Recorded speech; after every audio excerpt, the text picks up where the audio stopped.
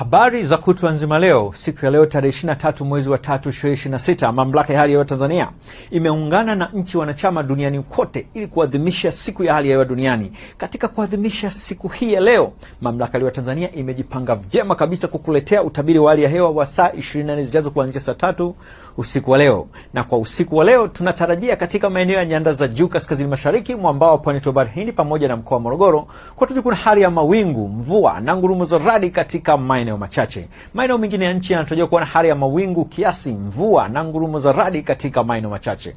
Kwa siku ya kesho, viashiria vya mvua vyenye nguvu vinaonekana katika maeneo ya mwambao wa pwani ya Bahari Hindi pamoja na sehemu za nyanda za juu kaskazini mashariki kuelekea sehemu za ukanda wa Ziwa Victoria mpaka sehemu za magharibi mwa nchi. Mamlaka ya Tanzania ikitoa angalizo la matarajio kuwa na vipindi fupi vya uwepo wa mvua kubwa katika maeneo machache ya mikoa iliyopo magharibi mwa nchi, mkoa wa Rukwa, nyanda za juu kaskazini mashariki, pwani ya kaskazini ikihusisha na mkoa wa Morogoro. Ni vyema mkazi wa maeneo husika kuwa makini na angalizo hilo.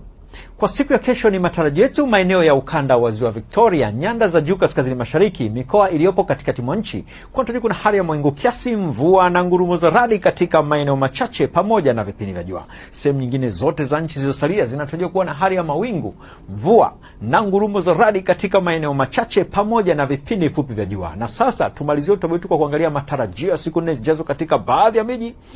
Kuanzia siku ya kesho kutwa, jiji la Dar es Salaam linatarajiwa kuwa na hali ya mawingu kiasi pamoja na mvua na ngurumo katika maeneo machache, hali ambayo pia inatarajiwa kujitokeza katika maeneo ya mkoa wa Dodoma. Mkoa wa Mwanza unatarajiwa kuwa na hali ya mvua na ngurumo katika maeneo machache. Hali kadhalika mkoa wa Mbeya unatarajiwa kuwa na hali ya mvua na ngurumo katika maeneo machache. Mkoa wa Kilimanjaro unatarajiwa kuwa na hali ya mawingu kiasi pamoja na mvua na ngurumo katika maeneo machache, hali ambayo pia inatarajiwa kujitokeza katika mkoa wa Morogoro.